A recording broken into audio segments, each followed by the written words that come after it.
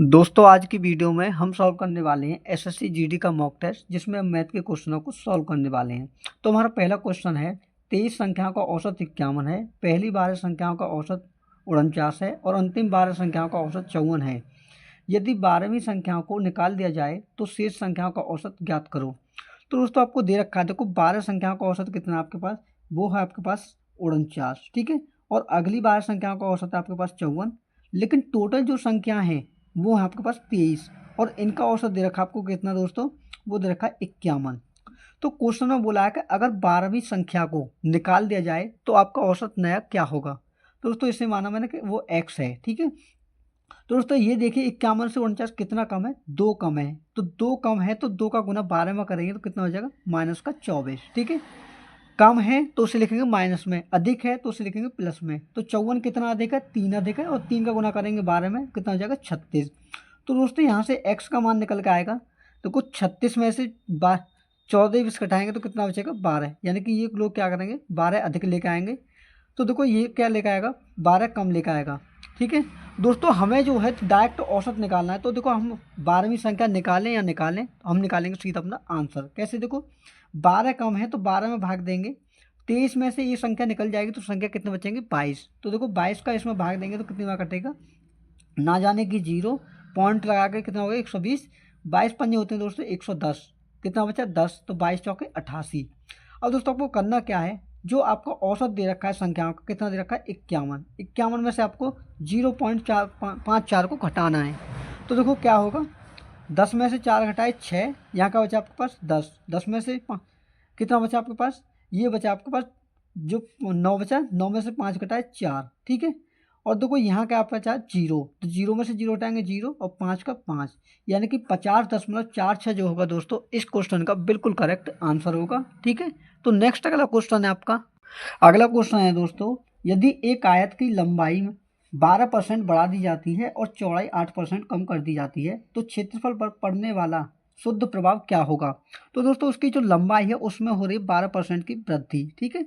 लेकिन चौड़ाई में क्या हो रहा है, तो उसमें जो है 8% की क्या हो रही है, कमी, ठीक है।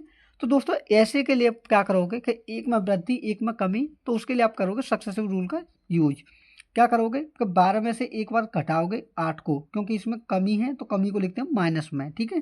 तो 12 माइनस के 8 माइनस क्या करोगे 12 का गुना 8 में और इसमें भाग दोगे 100 से।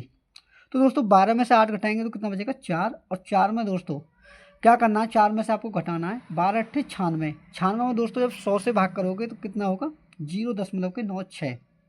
तो दोस्तों जब इसमें से आप घटाओगे तो देखो कितना बचेगा 4.00 में थे, तो 10 में से 6 चार घटाया 4, 9 में से 9 घटाए 0, ठीक है। और यहाँ कितना बचा आपके पास 3, तो 3.04% की दोस्तों क्या होगी, उसके जो क्षेत्रफल है उसमें वृद्धि होगी।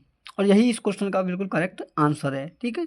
तो नेक्स्ट अगला क्वेश्चन है आपका, अगला क्वेश्चन है एक ठोस शंकु के आधार का क्षेत्रफल 616 सेंटीमीटर स्क्वायर है। यदि शंकु की ऊंचाई 15 सेंटीमीटर है तो इस शंकु का आयतन ज्ञात कीजिए। दोस्तों जो शंकु होता है उसका आधार होता है एक वृत्त के आकार का, तो वृत्त का जो क्षेत्रफल होता है दोस्तों वो होता है पाई आर स्क्वायर, और इसी का मान देता था दोस्तों आपको 616 सेंटीमीटर स्क्वायर। तो देखो यहाँ से हम निकालेंगे उसकी रेडियस कितनी है, तो देखो पाई का मान रखा 22/7 इंटू रेडियस का स्क्वायर बराबर 616 है, ठीक है। तो दोस्तों देखो मैं जब इसमें 22 से भाग देता हूँ तो कितनी बार कटता है, तो देखो 22 दूनी कितने हो गए 44, ठीक है, 22 दूनी 44 हो गए, फिर कितने बचे आपके पास 17, यानी कि 176, तो 22 अट्ठे 176। तो दोस्तों रेडियस का स्क्वायर कितना होगा 28 का गुना 7 में 196। और दोस्तों आपका 96 जो होता है ये कितने का होल स्क्वायर होता है, ये होता है आपका 14 का। तो आपकी त्रिज्या आ गई दोस्तों 14 सेंटीमीटर, ठीक है। अब आपको निकालना है देखो आयतन, तो जो दोस्तों जो शंकु होता है उसका आयतन होता है volume 1/3 pi R square H, ठीक है। तो देखो पाई का मान होता है 22/7, रेडियस कितनी है 14 इंटू 14, और हाइट दे रखे दोस्तों आपकी 15 सेंटीमीटर, ठीक है। तो देखो सॉल्व करते हैं, तो 7 दूनी 14, 3 से भाग दिया 15 में, तो कितने बार कटा 5 बार। और दोस्तों इनका आपस में गुना करते हैं तो देखो क्या होगा, 14 का गुना कर 5 में तो 14 में पंजे हो गए 70, और 70 दूनी कितने हो गए दोस्तों 140, यानी कि 22 का गुना दोस्तों आपको 140 में करोगे तो आपका वॉल्यूम आएगा देखो कितना, देखो ये आएगा 22 का 0 में गुना करेगा तो 0, 2288 का 8, हाथ से लगे 8, 22 कम 8 22 से कम 22 और 8 कितने हो गए 30, यानी कि 3080 सेंटीमीटर का क्यूब जो होगा दोस्तों इस क्वेश्चन का बिल्कुल करेक्ट आंसर होगा।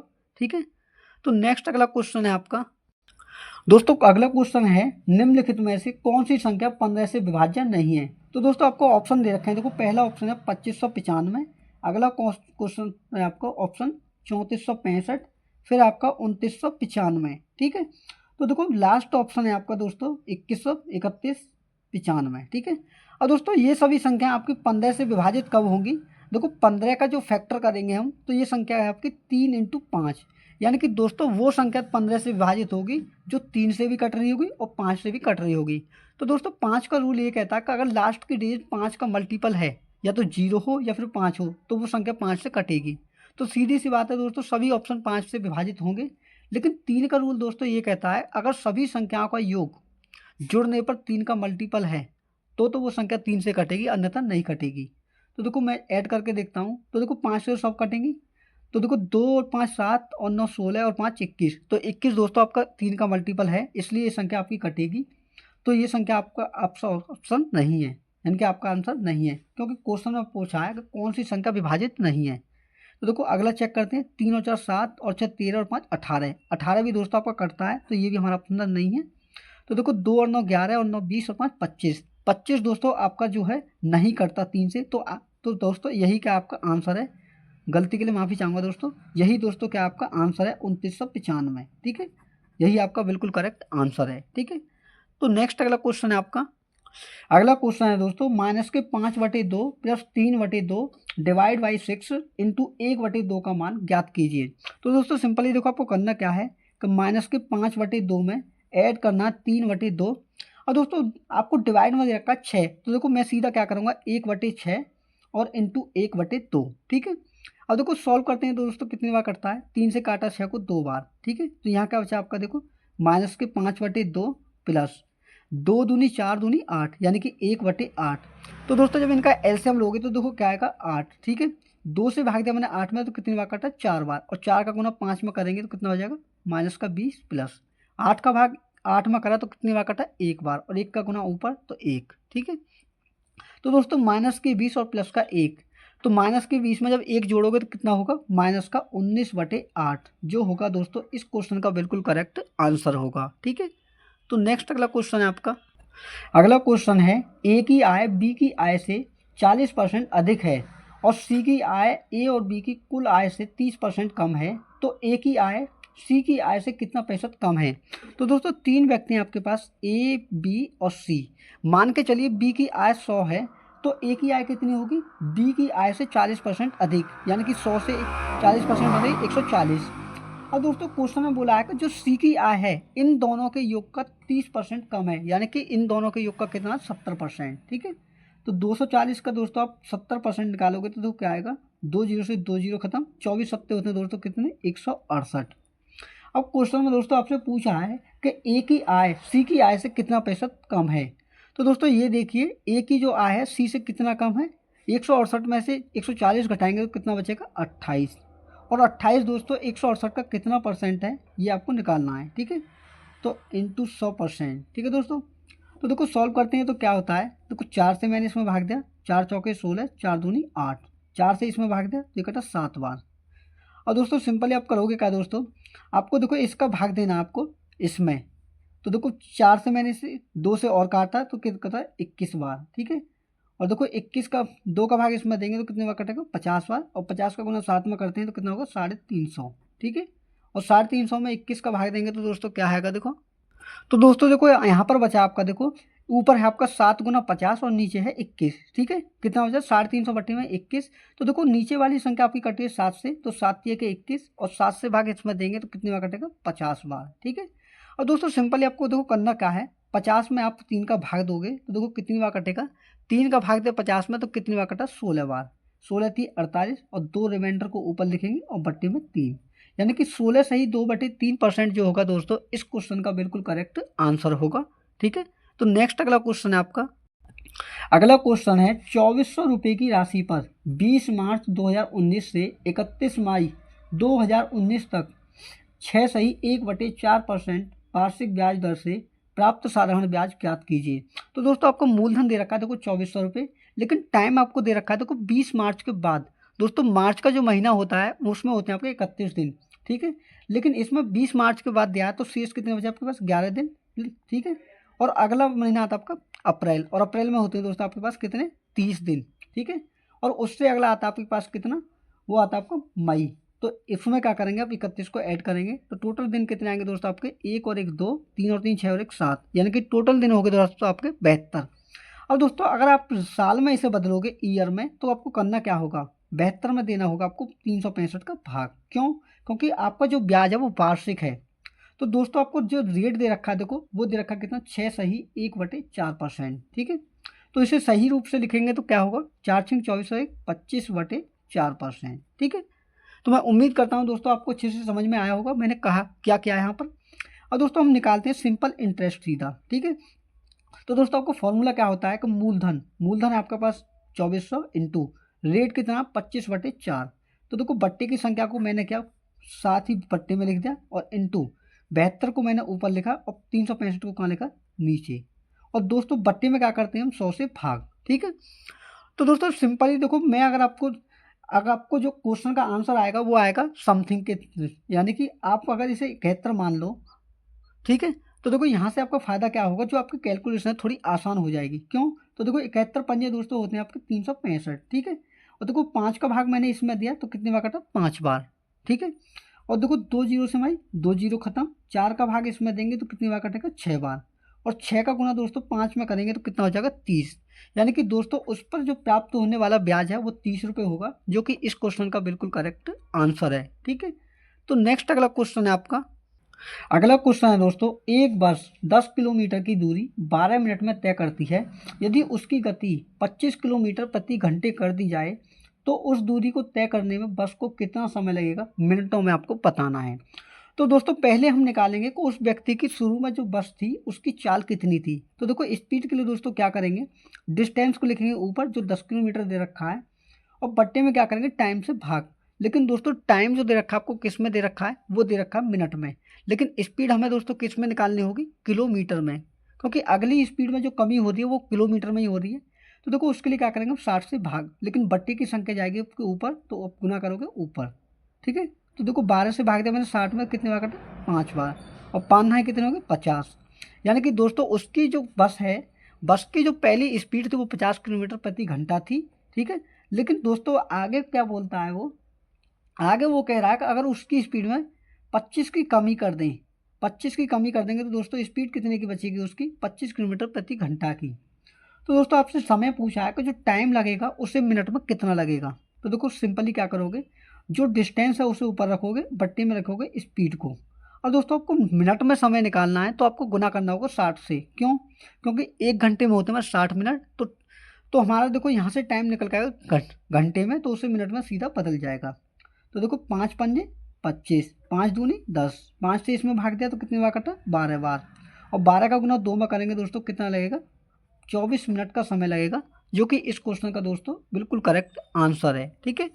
तो नेक्स्ट अगला क्वेश्चन है आपका, अगला क्वेश्चन है दोस्तों, एक समकोण त्रिभुज के कर्ण की लंबाई 37 सेंटीमीटर है और इसकी अन्य दो भुजाओं में से एक की लंबाई 12 सेंटीमीटर है, तो त्रिभुज का क्षेत्रफल क्या होगा। तो दोस्तों समकोण त्रिभुज जो होता है वो होता है जिसका एक कोण 90 डिग्री का हो। तो देखो मान के चलिए ये हमारा समकोण त्रिभुज है, जिसका देखो कर्ण जो है, देखो एक भुजा दे रखी है 37 सेंटीमीटर, कितनी 37, और एक दे रखा है आपके 12 सेंटीमीटर। तो मान के चलिए ये भुजा हमारी x है, तो देखो इसका मान आप कैसे निकालोगे कि x बराबर रूट में 37 का होल स्क्वायर, और उसमें से दोस्तों आपको घटाना होगा 12 के होल स्क्वायर को। तो दोस्तों मुझे पता है कि ये जो आपका जो ट्रिपलेट बनता है ये बनता है आपका 12 35 37 का, लेकिन आपको विश्वास नहीं होता। देखो मैं आपको बताता हूँ कैसे। देखो 37 का होल स्क्वायर कितना होता है आपका, वो होता है देखो आपका, मैं आपको दिखाता हूँ 1369, कितना 1369, और 1369 में से दोस्तों आप 144 को हटाओगे तो देखो क्या आएगा, 9 में से 4 घटाए 5, 6 में से 4 घटाए 2, 3 में से घटाए 2, यहाँ का बचा 1। और दोस्तों 1225 जो होता है सीधी सी बात है वो होता है आपका कितने का 35 का होल स्क्वायर। तो ये भुजा आपकी कितनी आ गई 35 आ गई।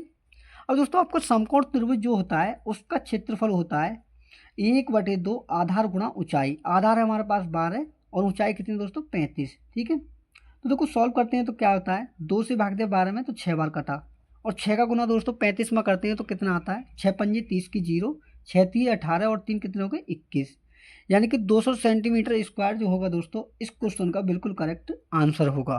ठीक है, तो नेक्स्ट अगला क्वेश्चन है आपका। अगला क्वेश्चन है दोस्तों, एक मिश्रण में पानी और दूध का अनुपात 2:3 है।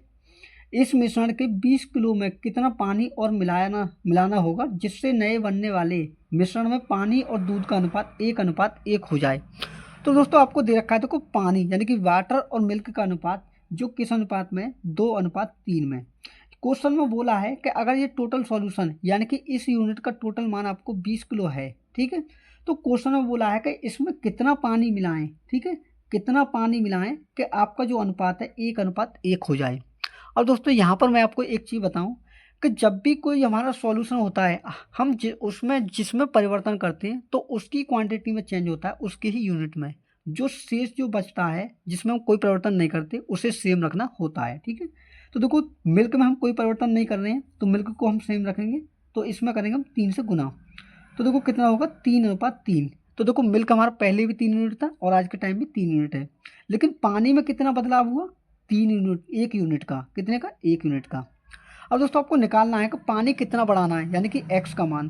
तो देखो x के मान के लिए सीधा आप क्या करोगे कि जो 20 किलो यूनिट है, 20 किलो जो आपका टोटल सॉल्यूशन है ये कितने यूनिट का मान है 2 और 3 5 यूनिट का, तो आपको निकालना है 1 यूनिट का, तो गुना करेंगे 1 से, तो x का मान दोस्तों कितना आएगा 4 किलो जो होगा बिल्कुल करेक्ट आंसर होगा दोस्तों, बिल्कुल राइट आंसर होगा। ठीक है, तो नेक्स्ट अगला क्वेश्चन है आपका।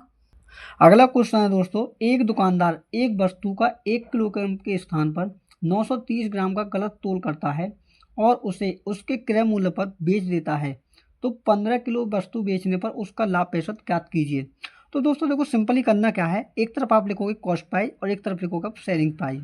अब वो दोस्तों तोलते टाइम क्या करता है कि 1 किलोग्राम की जगह कितना 930 ग्राम जो देता है, यानी कि 930 ग्राम उसने खरीदा उसे बेच रहा वो 1 किलोग्राम के स्थान पर। ठीक है, यानी कि दोस्तों 930 ग्राम उसने खर्च करे और 1000 ग्राम के क्या लेता है वो पैसे लेता है। ठीक है, तो सिंपली आप क्या करोगे, देखो एक जीरो से हमारा 1 जीरो कटा, और दोस्तों यहाँ से आप देखोगे कि इसमें जो है कितने की वृद्धि हो रही है 7 यूनिट की। ठीक है, तो आपको पैंसठ निकालने के लिए क्या करोगे 7 में 93 से भाग और गुणा करोगे 100 से। ठीक है, तो 7 में गुना 100 को करेंगे तो कितना होगा 700 बटे में 93। अब दोस्तों आप अगर 90 का औसत लेकर चलो कि मान के चलो ये 90 के है, तो देखो भाग करेंगे तो ऑप्शन के हिसाब से क्या आ जाएगा 9 सत्ते 63, यानी कि 7 के समथिंग जो तो ऑप्शन होगा दोस्तों वही आपका करेक्ट आंसर होगा। तो देखो आपका ऑप्शन नंबर ए ही दे रखा है 7 सही 49 बटे 93, यही दोस्तों इस क्वेश्चन का क्या है बिल्कुल करेक्ट आंसर होगा, यही आपका राइट आंसर है। ठीक है, तो नेक्स्ट अगला क्वेश्चन है आपका। अगला क्वेश्चन है दोस्तों 0.24, 0.6 और 20 का चतुर्थ समानुपाती ज्ञात कीजिए। तो दोस्तों आपको 3 संख्या देकर 0.24 और 0.6 और 20, जब भी आपको 3 संख्याएं दे और चतुर्थानुपाती निकालना हो दोस्तों तो सिंपली आप करोगे क्या कि बीच वाली संख्याओं का आपस में गुना करोगे और पहली वाली संख्या से भाग। ठीक है, तो देखो चतुर्थानुपाती निकालने के लिए क्या करेंगे 0.6 इंटू 20 और बटे में 0.24 से भाग। तो दोस्तों इस पॉइंट को अगर हम हटाएंगे तो ऊपर क्या आ जाएगा 100। ठीक है, और इस पॉइंट को हटाएंगे तो बट्टे में क्या आ जाएगा 10। ठीक है, तो देखो एक जीरो से मैंने एक जीरो काट दी। ठीक है, और 6 से भाग दिया मैंने 24 में, तो कितनी बार काटा 4 बार, और 4 का भाग दोस्तों 20 में देंगे तो ये 5 बार कटेगा, और 5 का गुना दोस्तों 10 में करेंगे कितना हो जाएगा 50, यानी कि चतुर्थानुपाती दोस्तों आपको 50 होगा, जो कि बिल्कुल करेक्ट आंसर है। तो नेक्स्ट अगला क्वेश्चन है आपका। अगला क्वेश्चन है दोस्तों, यदि पी और क्यू है तो इनका लघुत्तम समावर्त दोस्तों आपको ज्ञात करना है, यानी कि दोस्तों पी बराबर दे रखा है आपको 2 की पावर 3, 5 की पावर 8। ठीक है, और देखो क्यू बराबर दे रखा है आपको 3 की पावर 5 इंटू 7 की पावर 3। और दोस्तों एलसीएम का मतलब होता है कि जो संख्या कॉमन है उसे भी ले लीजिए और जो बची हुई है उसका भी आपस में गुना। तो देखो यहाँ पर कोई भी संख्या कॉमन नहीं है तो आपस में क्या करोगे इन सभी का आपस में गुना, 2 की पावर 3 इंटू 5 की पावर 8 इंटू 3 की पावर 5 इंटू 7 की पावर 3, और दोस्तों यही क्या होगा आपका बिल्कुल करेक्ट आंसर होगा। ठीक है, तो देखो नेक्स्ट अगला क्वेश्चन है आपका। अगला क्वेश्चन है दोस्तों, एक बल्लेबाज ने अपने करियर के 17वें मैच में 98 रन बनाए, उसके प्रति मैच औसत रनों में 2.5 2.5 की वृद्धि होगी तो 17वें मैच से पहले उसका औसत क्या था। तो दोस्तों सिंपली ऐसे क्वेश्चन में आप क्या करोगे, क्या आपको एक फॉर्मूला याद रखना है कि न्यू बराबर ओल्ड, यानी कि ओल्ड प्लस माइनस के इंक्रीज या डिक्रीज, ठीक है, इंक्रीज या डिक्रीज इनटू क्या करोगे फाइनल मेंबर या फाइनल जो आपका रिजल्ट है, ठीक है। तो दोस्तों सिंपली देखो आपको करना क्या है, जो नया 17वें उसमें कितने बनाया उसने 17वें मैच में 98 रन, तो देखो उससे देखोगे न्यू की तरफ, और ओल्ड आपको निकालना है कि पुराना औसत कितना है, ठीक है। तो देखो ओल्ड प्लस इसमें क्या हो रही है, वृद्धि हो रही है, तो वृद्धि के लिए क्या लिखेंगे प्लस कितने की 2.5 की, और देखो कितने हैं वो है दोस्तों आपके 17 व्यक्ति, ठीक है, 17 मैच हैं तो गुना करोगे 17 का, ठीक है। तो देखो 98 को दोस्तों मैंने इधर रखा, 17 का गुना किया इसमें, तो 17 पंजे 85 का 5 हासिल लगे 8, ठीक है, 17 दूनी 34 8 कितने हो गए 42। तो दोस्तों ये इधर आके किसका हो जाएगा माइनस का, तो 98 में से दोस्तों जब आप 42.5 को हटाओगे तो देखो क्या आएगा, देखो 10 में से 5 घटाए 5, ठीक है, यहाँ का बचा आपके पास 7, 7 में से 2 घटाए 5, ठीक है, यहाँ का बचा 9, 9 में से 4 घटाए 5, तो 55.5 जो होगा दोस्तों उसका पुराना औसत होगा मैचों का, जो कि इस क्वेश्चन का क्या है बिल्कुल करेक्ट आंसर है, ठीक है। तो नेक्स्ट अगला क्वेश्चन है आपका, अगला क्वेश्चन है किसी वस्तु के अंकित मूल्य 1250 रुपये पर 5%, 15% और 20% की क्रमिक छूट दी जाती है, तो सभी छूटों के बाद विक्रय मूल्य ज्ञात कीजिए। तो दोस्तों विक्रय मूल्य निकालने के लिए आप क्या करोगे, सेलिंग प्राइस बराबर जो आपका कॉस्ट वो दे रखा है अंकित मूल्य, उसमें क्या करोगे आप, देखो पहला जो डिस्काउंट है वो कितना 5%, तो 100 में से 5 घटाएंगे कितना बचेगा 95 बटे में 100 इंटू, अगला दे रखा है आपको 20%, तो देखो 20 घटाएंगे तो कितना हो जाएगा 80% इंटू, अगला डिस्काउंट है दोस्तों कितना, देखो बीच वाला रहेगा 15% वाला, तो देखो आगे पीछे हो जाएगा, इससे कोई दिक्कत नहीं है क्योंकि ये गुना में है। तो देखो 100 में से 15 घटाएंगे कितना बचेगा 85 और बटे में 100। और दोस्तों जब आप इसे सॉल्व करोगे तो देखो क्या आएगा, एक जीरो से एक जीरो कट गई, एक जीरो से हमारी ये कट गई, ठीक है। अब देखो दोस्तों सॉल्व करते हैं तो क्या होता है, देखो 5 से मैंने इसमें भाग दिया तो कितनी बार कटा 17 बार, और 5 से भाग इसमें दिया तो कितनी बार कटा ये 20 बार, ठीक है। और देखो और सॉल्व करते हैं दोस्तों, देखो 25 पंजे दोस्तों होते हैं आपके 125, और 25 चौके कितने होते हैं 100, ठीक है। 4 का भाग 8 में देंगे तो कितनी बार कटेगा 2 बार, ठीक है। और दोस्तों सिंपल आपको करना क्या है, 5 का गुना 2 में कितना होगा 10, ठीक है, तो 10 इंटू 95 और बटे में क्या बचेगा दोस्तों 20, ठीक है, बटे में बचेगा आपका 20, और देखो और भी बचा आपका 17, ठीक है, ये बचेगा। अब दोस्तों 10 दूनी कितने होते हैं 20, और 2 का गुना दोस्तों इसमें करोगे 95 में कितनी बार कटेगा ये, तो ये कटेगा दोस्तों 47.5 बार। और दोस्तों सिंपल आपको करना क्या है, 47.5 में 17 का गुना, तो देखो 17 पंजे 85 का 5 हासिल लगे 8, ठीक है, और एक पॉइंट लग गया, 17 सत्ते 119, 119 और 8 कितने हो गए दोस्तों 127, और हासिल कितने लगे 12, ठीक है, 17 चौका 68, 68 और 12 कितने हो गए दोस्तों 80, ठीक है। तो 807.5 जो होगा दोस्तों इस क्वेश्चन का बिल्कुल करेक्ट आंसर होगा, ठीक है। तो नेक्स्ट अगला क्वेश्चन है आपका, अगला क्वेश्चन है 30 महिलाएं प्रतिदिन 5 घंटे काम करके एक काम को 18 दिनों में पूरा कर सकती हैं, तो 21 महिलाएं 8 घंटे काम करके उसी काम को कितने दिनों में पूरा करेंगी। तो दोस्तों मान के चलिए जो 21 महिलाएं 8 दिनों में एक्स जो कार्य है एक्स दिनों में करेंगी, तो देखो सिंपली क्या करोगे, पहले जो कर रही हैं 30 महिलाएं 5 घंटे कार्य करके 18 दिनों में कर रही हैं, तो आप क्या करोगे बट्टे में जो नई महिलाओं का ग्रुप है 21 महिलाओं का कितने घंटे करता है 8 घंटे। तो दोस्तों सॉल्व करेंगे तो सीधा आपका आंसर आएगा, देखो कैसे, देखो 3 से भाग दिया तो 7 बार कटा, 3 से भाग दिया इसमें तो 6 बार कटा, ठीक है, 2 चौके 8, 2 तिये 6, और देखो 2 से भाग इसमें दिया 2 दूनी 4 और 2 से कटा 15 बार, ठीक है दोस्तों। और देखो 15 तो ये हो गया दोस्तों, 5 का गुना 3 में करेंगे तो कितना होगा 15, यानी कि 15 का होल स्क्वायर हो जाएगा दोस्तों, तो कितना होगा ये 15 का होल स्क्वायर 225, 225 में दोस्तों आपको किसका भाग देना है 2 सत्ते 14 का, तो दोस्तों 14 का भाग जब दोगे कितनी बार कटेगा 14 कम 14 बचा कितना 8, यानी कि 85 हो गया। तो देखो 14 छिंके 84 बचा 1, रिमाइंडर को लिखा ऊपर और बट्टे में 14, यानी कि 16 से ही 1/14 दिन में दोस्तों वो महिला उस कार्य को पूरा कर लेंगी, जो कि इस क्वेश्चन का बिल्कुल करेक्ट आंसर है, ठीक है। तो नेक्स्ट है आपका अगला क्वेश्चन है दोस्तों, 8,000 रुपये की धनराशि के लिए अर्धवार्षिक रूप से चक्रवृद्धि होने वाली 10% वार्षिक ब्याज दर पर 1.5 वर्ष का चक्रवृद्धि ब्याज क्या होगा।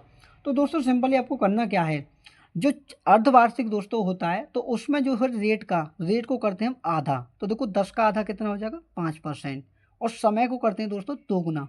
तो देखो 1/2 का मतलब होता है 1.5 वर्ष, ठीक है। तो 1.5 का 2 गुना करेंगे तो दोस्तों कितना हो जाएगा 3 वर्ष, ठीक है। अब दोस्तों सिंपली आपको करना क्या है, देखो आपको निकालना है कि जो चक्रवृद्धि ब्याज है वो कितना होगा। तो दोस्तों सिंपली मैं आपको बताऊं कि जो रेट दे रखा है 5%, इसका निकालोगे पट्टा मान कितना होता है 1/20। अब आप एक तरफ लिखोगे प्रिंसिपल मूलधन यानी कि, एक तरफ लिखोगे आप अमाउंट, ठीक है। तो देखो प्रिंसिपल की तरफ लिखोगे आप 20 को, और अमाउंट की तरफ क्या लिखोगे 20 में 1 को जोड़कर कितना हो जाएगा 21। अब जितनी बार दे रखा कितना होगा 3 वर्ष, तो इस पर करोगे क्यूब, ठीक है। दोनों तरफ क्यूब कर दोगे, जितना टाइम होगा उतनी बार क्या करोगे क्यूब करोगे, ठीक है। अगर 3 घात हैं तो 3 बार लिखोगे, अगर 4 बार होती हैं तो यहाँ पर क्या करना 4 घात लगाती।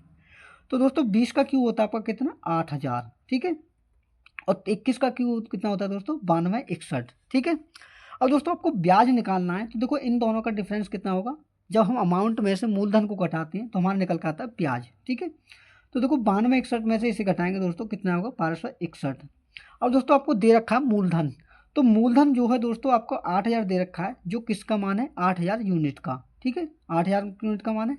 आपको निकालना है चक्रवृद्धि ब्याज जो कि कितना है 1261 यूनिट। तो देखो 8,000 से 8,000 कट गए, आपका आंसर आ गया दोस्तों 1261 रुपये, जो कि इस क्वेश्चन का बिल्कुल करेक्ट आंसर है, ठीक है।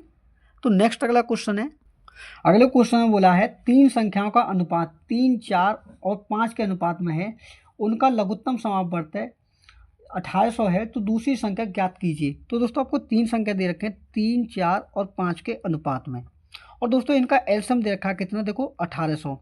और दोस्तों ये 1800 जो है किसका मान है इनके एलसीएम का। तो देखो ये संख्या सभी क्या अभाज्य हैं, तो इनका एलसीएम क्या होगा इन सभी का आपस में गुना। तो देखो 3 चौक 12 और 12 पंजे 60, यानी कि 60 यूनिट का मान दोस्तों आपके पास 18 है, और आपको निकालना दूसरी संख्या। तो दूसरी संख्या कितनी है आपके पास 4, तो गुना करेंगे 4 का।